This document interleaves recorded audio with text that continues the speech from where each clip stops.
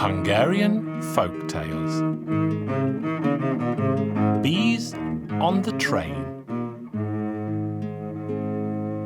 Once upon a time there was a large farm, and on that farm lived a man who had relatives from another village who came to visit him one day. They did not want to arrive empty-handed, so they brought him a gift of honey. The honey was quickly eaten with big chunks of fresh bread and was soon all gone. But while they sat eating, they discussed what a fine thing it was to keep bees and how simple it was with such rich rewards. The man could hardly wait for the next farm gathering where he suggested they should buy bees to make honey. The head farmer agreed and asked if there was anyone willing to work with bees. A man stood up and said he knew all there was to know about bees. He also told them that he knew where to buy bees if that was what they wanted, and everyone cheered with joy. They worked out how much money to give the man, and he set off to buy bees for the farm. He bought as many hives as he could put on a train. Then he had the whole car covered in red cloth and had red clothes and a red hat made to wear. He soon made friends with the bees and spoke to them. He opened the door and the bees came and went as they pleased. When they were halfway back to the farm, the train drove into a sidetrack and the engine left. So the man asked the station master, "Why has the engine gone?" "Because," the station master said, "it was ordered to leave." "How long will the train be in the station?" "Who am I to know that?" "Don't talk to me like that, kind sir, because if I know that the train will be staying here for a whole day long, then I will let my bees out so they can have some air and food." "The train will remain for at least 3 days more," the station master told him. The beekeeper went out and opened up the hives. Come out, children, and have some air. Find food for yourselves and return to your hives in time for the sunset." The bees had barely left when suddenly the station master had an order to start the train again. The beekeeper saw from the top of the carriage that the engine was coming and the train was hooked up, and they sat waiting for the station master's signal to start. The beekeeper ran to complain. "What is all of this? You never told me about this, station master, but I received an order to start the train." "But that's impossible. My bees are still in the field. They cost a fortune." "What am I to do with your bees?" the station master replied. "I am a station master and not a beekeeper." "Well, at least leave the carriage with the bees here in the station so it can be coupled up with another train tomorrow." "That's impossible." And with these words, he started the train, which left the station with the bees' carriage. The beekeeper also left in his red clothes. While most of the bees were busy gathering honey, they sent a small party back to see if all was safe with their carriage in the station. Well, when they arrived, they saw that the train had taken their hives away. They returned to the meadow and told the others that their carriage had vanished.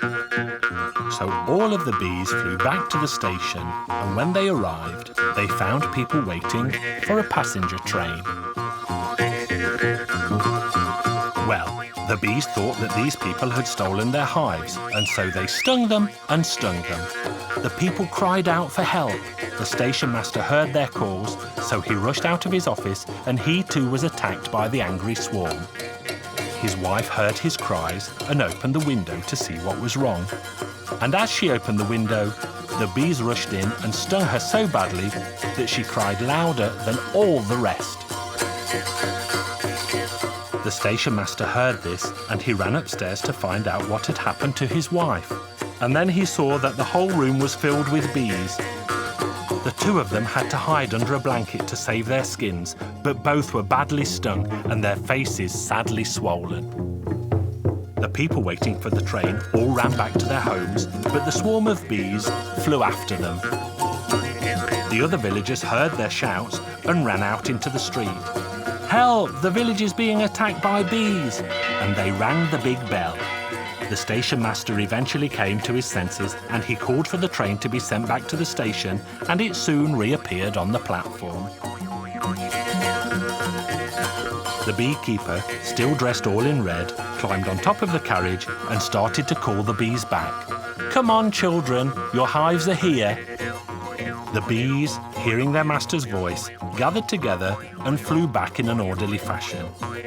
Those that had survived the bloody battle made their way quietly back into their hives. Then the beekeeper went to see the station master, but he could hardly recognize him. "You deserved whatever happened because you spoke to me so rudely." But the beekeeper eventually forgave the station master, and the beekeeper went back to the farm and laughed when he recalled what had happened that day. The bees soon started to make honey on the farm and made more money than all the farmers and animals put together. From then on, life on the farm was sweet.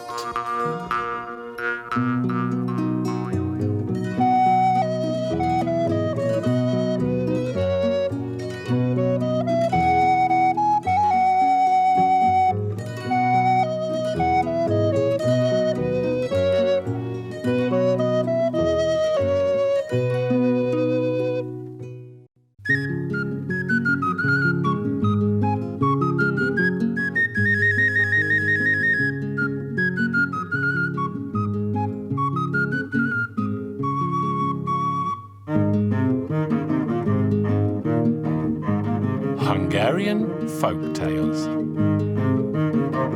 The Poor Cobbler and the King of the Winds.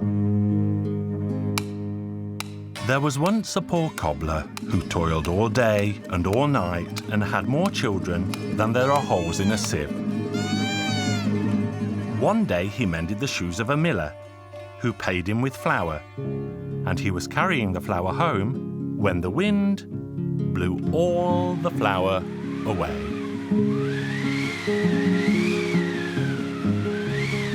"Well, that's too much.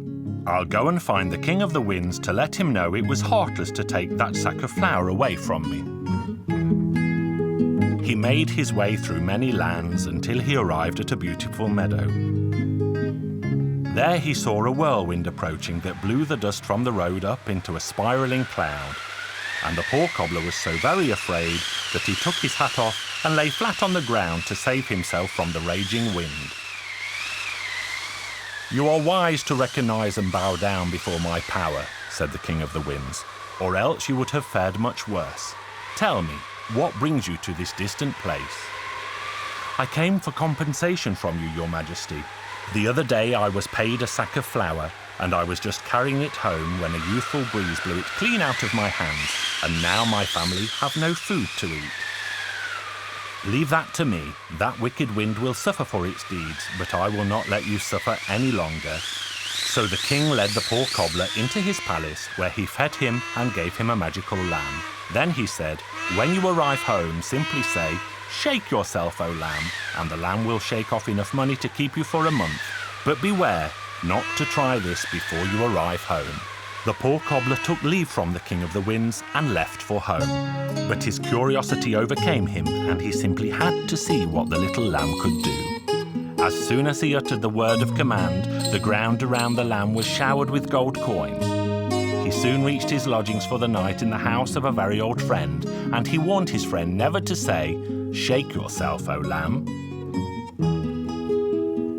But the poor cobbler had hardly fallen asleep when his host and his wife ordered the beast, "Shake yourself, O lamb."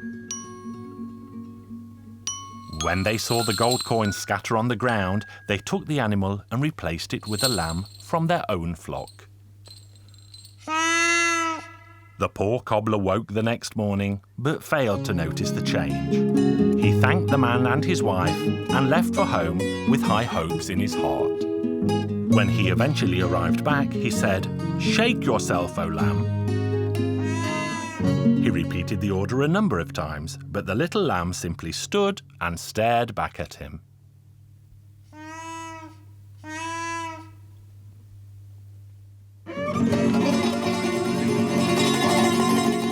The cobbler then set off again to visit the King of the Winds, and he was very angry. He marched straight to the palace to voice his complaint. "I am sure you did not take my advice, and you must have spoken to the lamb before you reached home. But this time, I will give you a tablecloth, and all you have to say is, "Fill yourself with fine fare, O tablecloth, and it will be covered in food. But do not be tempted to try this before you arrive home." But the poor cobbler was too curious again, and he tried the tablecloth.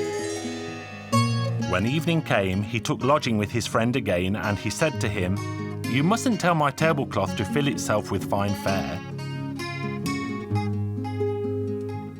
The friend and his wife could hardly wait for the cobbler to sleep that night. They gave the order at once, and when they found out what a valuable tablecloth he had, they exchanged it for one of their own. The next day he arrived home and became terribly angry when he ordered the tablecloth again and again, but nothing happened. Again the poor cobbler travelled hastily back to see the King of the Winds, who was waiting for him when he arrived, and presented him with a small cane. He told him he should not tell the cane to "Turn around cleverly, O cane," before he arrived home again. The poor cobbler could barely wait to find out what the cane would do, and so he quickly said, "Turn around cleverly, O cane." The cane hopped up and began to beat him hard.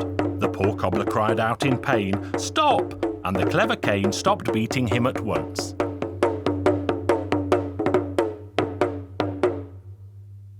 Now the poor cobbler knew what to do with the cane.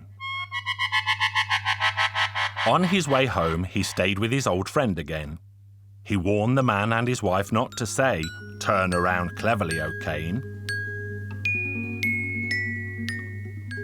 But his wife's friend woke her husband at midnight. They took the cane into their room and she said, "Turn around cleverly, O cane, once for me and once for my husband." The poor cobbler was quickly woken by their cries. "I told you not to address my cane, but it seems that you are the guilty one, so let it beat you as it will." "Oh, we promise to return both the lamb and the tablecloth." Then the poor cobbler ordered the cane to stop. But the friend and his wife did not wait for the cane to beat them again, and they hurried forth with the poor cobbler's lamb and his tablecloth, who took them home to his family, who never wanted for money or food again. And they all lived happily ever after.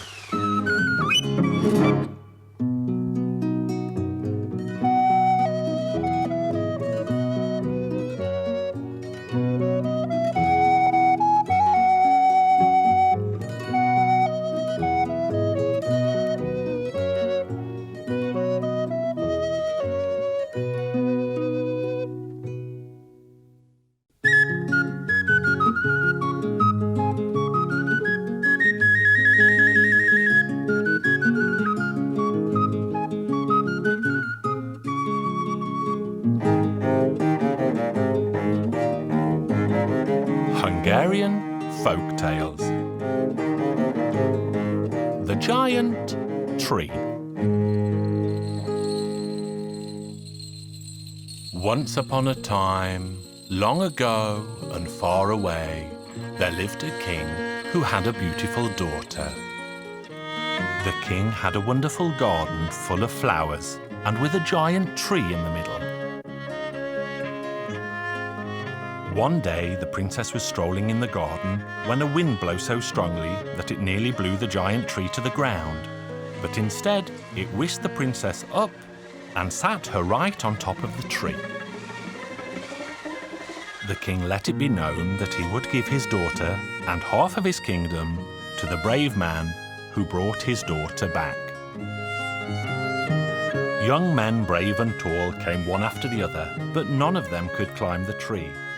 One broke his arm, one his leg, and the other his neck. The king had a young swineherd called John. The swineherd was in the forest one day with his pigs, when one of them came up to him and said, "John, you should rescue the princess." "What foolish talk, little pig."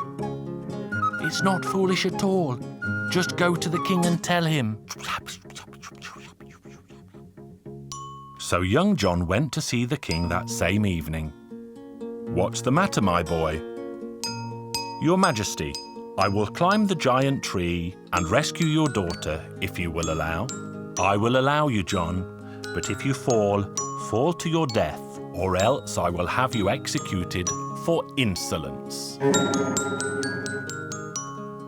Your Royal Highness, please have a mighty buffalo killed, and have 7 pairs of boots and 7 coats made from its thick hide, and I shall return when they are all worn through.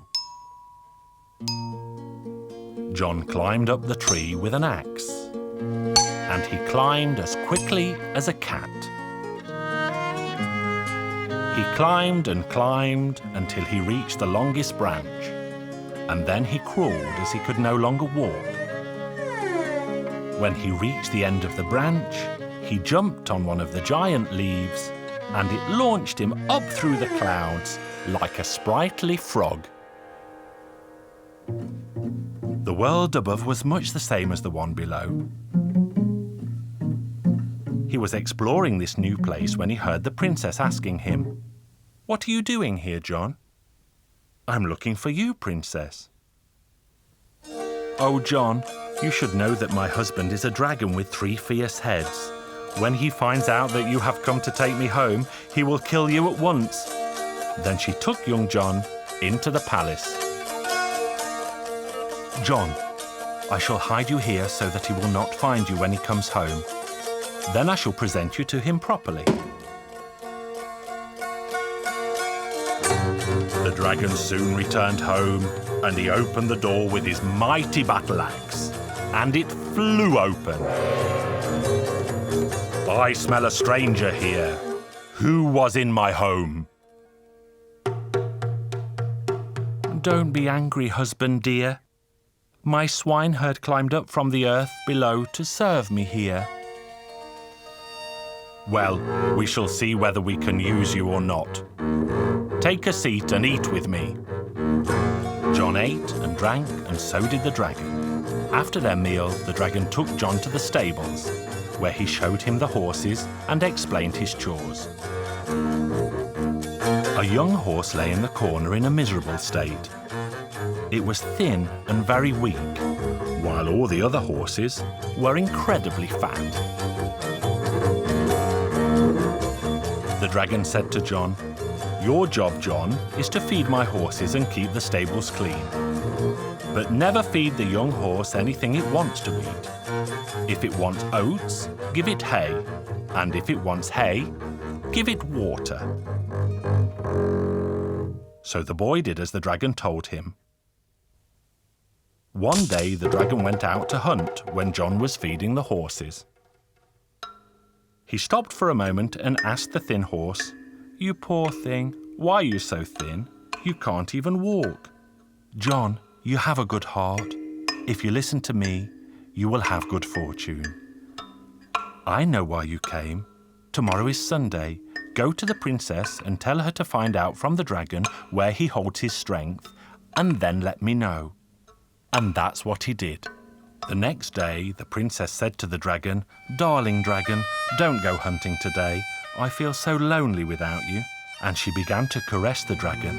The dragon was happy as he thought the woman loved him, but she loved him as much as she loved horse manure. "Dear husband, do not deny an answer to a question of mine." "What do you want to ask, dear wife?" "I only want to know where you keep your strength." "Oh, dear wife, no one else should know about that except me. If you don't tell me, you don't really love me." "But I do love you, dear." "If you loved me, you would tell me." "Look, my darling, this is a great secret. No one must know about it." "People always say that once a woman and a man are married, they should have no secrets any longer." "Very well, I will tell you, but you must not tell another soul. There is a silver bear living in the forest. It goes to the stream every day at noon to take a drink. If someone cut its head in two, a rabbit would jump out. If someone shot the rabbit and cut its head in two, then a box would jump out of that. There are 9 wasps in the box. If someone destroyed that box and killed the wasps, then I would become weaker than a fly." The wife kissed him and brought him a jug of strong red wine. "Let's drink to your health." They filled their glasses, and the dragon drank his glass of wine in one mighty gulp. The princess pretended to drink her wine, but did not, and poured the wine on the floor. "Well," said the dragon, "let's now drink a glass of wine to your health." The dragon drank the wine, and the princess did not, but she poured it down her dress. Then the princess said, "Now let's drink to John's good health." When they drank the next glass of wine, the princess could see that the dragon was getting drunk. "Dear husband, let's drink another glass of wine to the long life we shall live together." So they did. Then the dragon fell down like a log. The princess called John in. "John, now I know where he keeps his strength." After she told him the story, he went out to the stable and told the story to the horse. "Go and build a fire from wood, and after the fire has died down, bring me the hot embers." And that's what John did. The horse ate the hot ashes and said to John, "And now let me out of the stable." And that's what John did. The horse ate the hot embers, and then it transformed into a stallion with a golden mane and 5 legs. "John, run down into the cellar. There you will find a golden saddle and a suit made of golden thread. Put the suit on, and then take the saddle and put it on my back. You will also find a sword hanging on a nail. You must take that too." John did as he was told. When they arrived, the silver bear was drinking at the stream. The silver bear saw them and tried to attack. The horse said, "Don't be afraid, John. Be brave."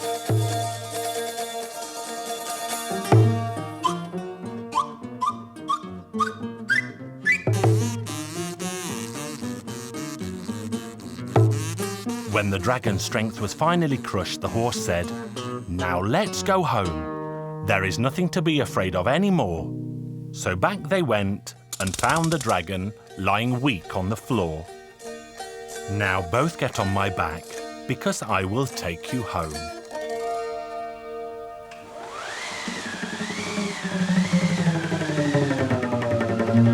The king was old and frail when they arrived back. John approached him and said, "Your Majesty, I have brought your daughter home." "Here I am, father dear." The princess embraced the king, and they both shed tears of joy. Even brave young John was seen to cry. "John, you will be the king from now on. I give you my daughter, I give you my kingdom, I give you everything I possess." John married the pretty princess, and they both lived happily ever after.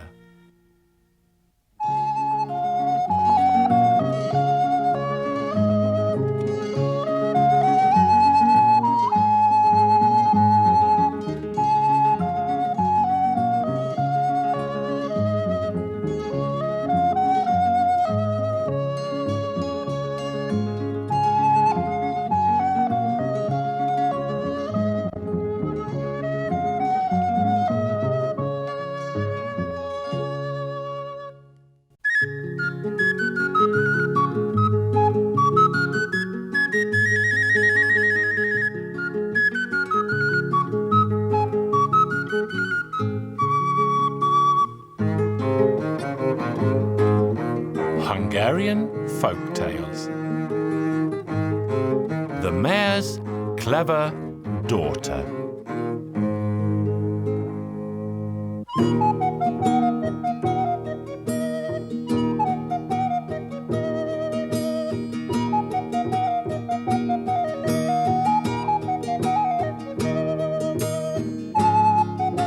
As many people know, Hungary's King Matthias liked to roam the country.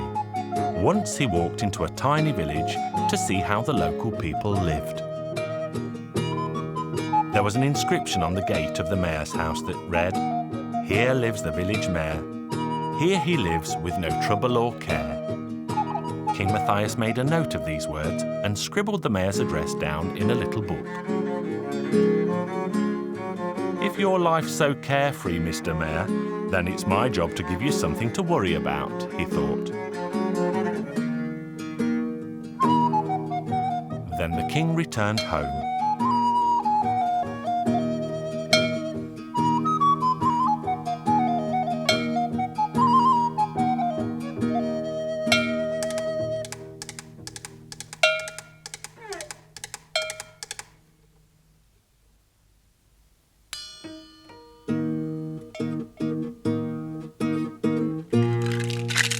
Back in those days, jugs were made out of clay, and one of the king's jugs had a hole in it.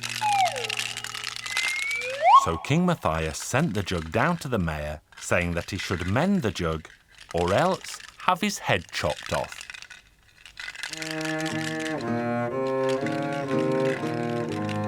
The village mayor received both the jug and the message.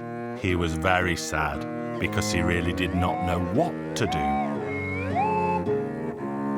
The mayor had a pretty daughter who asked her father, "Dear father, I've never seen you worry like this before. What on earth's wrong? Why are you so very sad?" "Why should I bother telling you? You could never help." "But perhaps I can help after all. His Majesty the King has sent me a jug with a hole in it, with an order to mend it. But if I cannot fulfill his command, he'll have my head chopped clean off." "Oh, father, please don't be so sad. Send the jug back to the king with the message that he should turn the jug inside out, as material is always mended on the other side."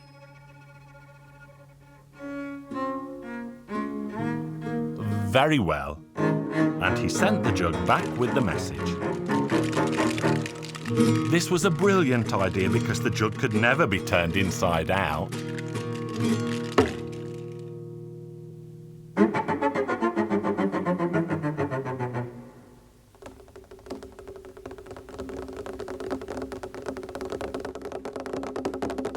After this, the king sent a millstone and ordered the mayor to skin it. This made the mayor even sadder, because it's impossible to skin a millstone.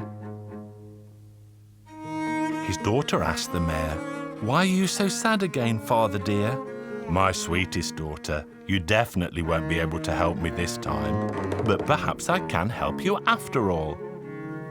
His Majesty has sent me a millstone and ordered me to skin it. If I do not obey him, I shall have my head lopped off. But it's really not a problem at all. Write a letter to the king asking him to have the millstone slaughtered, because no beast can be skinned before it's had its throat cut. And so the king should do the same to the millstone first."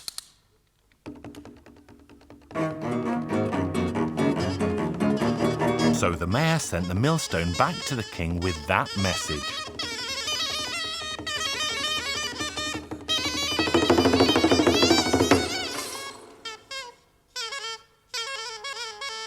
The idea proved to be brilliant, and so this time the king ordered him to visit him at the palace.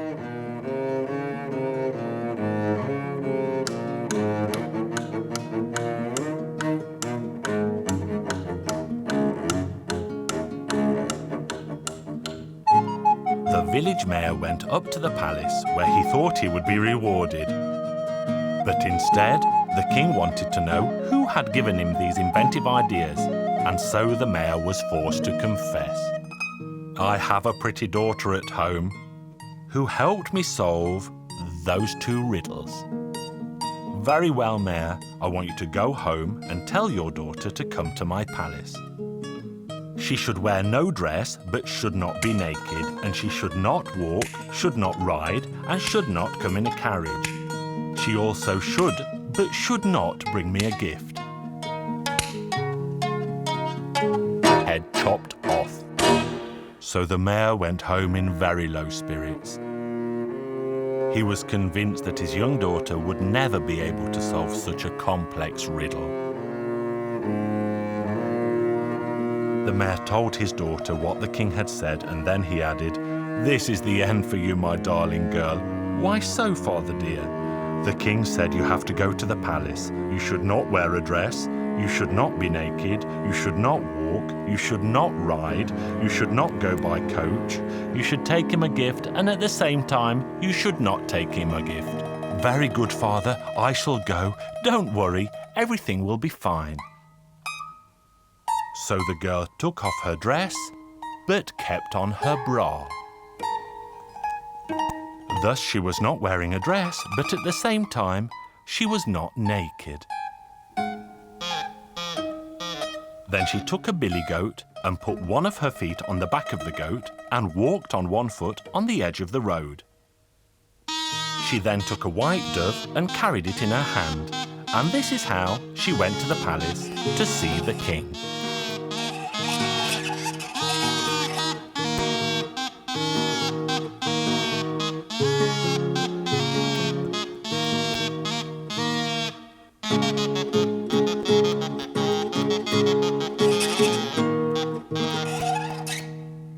When the king saw the girl, he was very surprised.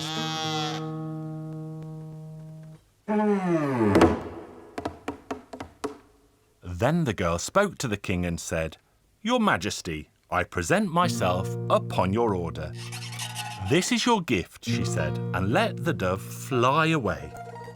Thus she took, and she did not take a gift. Then the king said, "Everything is fine, my girl, but tell me, why did you not hide your private parts instead of your bosoms?" And the girl replied, "Your Royal Highness, my private parts were created by God, but I grew my bosoms myself. I am ashamed of them, and that's why I hid them."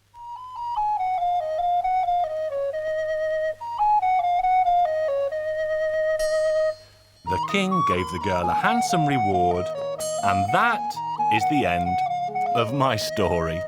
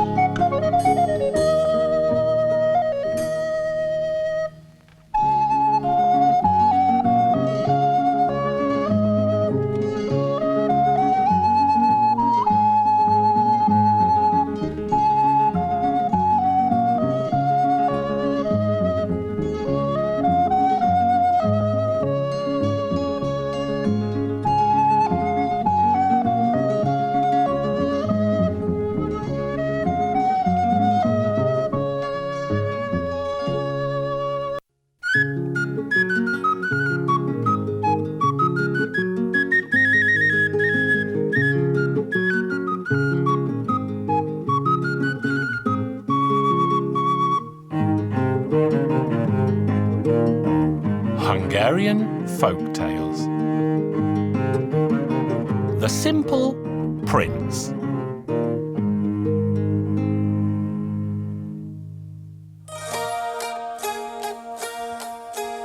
Once upon a time there was a farmer, and the farmer had 3 sons.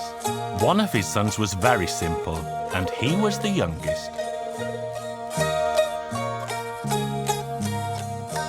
One day the farmer went into the farmyard and saw that someone had scattered the straw all over the place. So he busied himself and tidied everything up. Then the farmer told his sons, "This can't go on. Someone has to keep the straw in order." On the first night, the eldest son went out to the yard to watch the straw.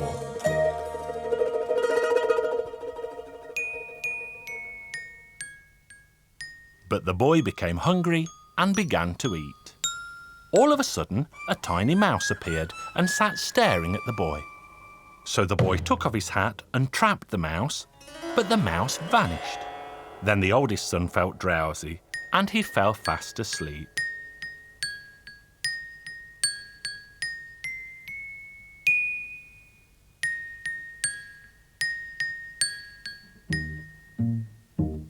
And when he woke the following day, he saw that the straw had been thrown around the yard again.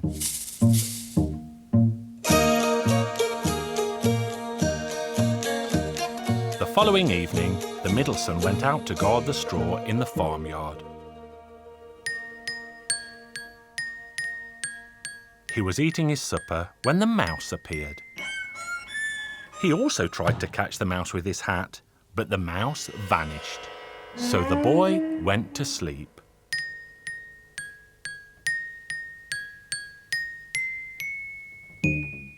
And when he woke again the following morning, the straw was messy again.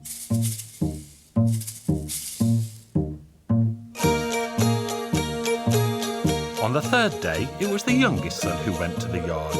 His elder brothers teased him and insisted that he was too stupid to guard the straw. But young John still went out and sat in the yard. The little mouse appeared and stared at the boy. Then young John saw the mouse and gave it a bite to eat. The little mouse said to him, "Young John, if you are clever and do as I say, the straw will be neat and tidy by morning. A horse comes into the farmyard at night and it kicks the straw around. But you mustn't be afraid. I will give you a bridle and you must throw it around the horse's neck and sit up on its back." So young John did as the mouse had said. When the horse appeared that night, he threw the bridle around its neck and sat high up on its back. The horse tried to run into the straw, but young John held it tight. The horse soon realised that young John was too strong for it and it would never get into the straw. And then all of a sudden, the horse began to speak. "As you were so brave, I shall give you 3 whistles. If you blow one of them, a horse will appear in the blink of an eye with a uniform for you to wear." Then the horse gave him a copper whistle, a silver whistle, and a golden whistle. When he returned home, young John said to his father, "I kept the straw safe, it's still neat and tidy." So then the father addressed his other 2 sons. "You see, you said he was the simplest of you all, and yet he was the only one who managed to guard the straw." The king's beautiful daughter had made up her mind to marry, and she set the following challenge. In front of the castle stood a mighty glass mountain, and on top of that a solitary pine. And on the highest branch there was a slipper that perfectly fit the princess's foot. And the young princess announced that she would marry the man who could bring the slipper back to her. Brave young men from all 4 corners of the land came to try their hand, and young John's brothers went up to the palace to see who would get the slipper.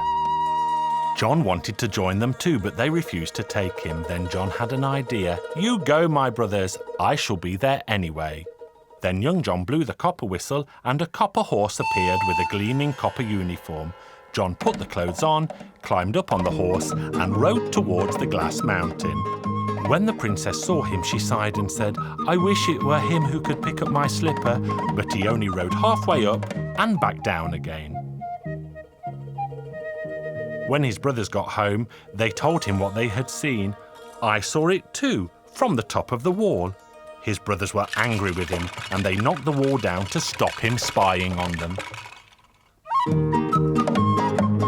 The competition continued the following day, and his brothers attended again.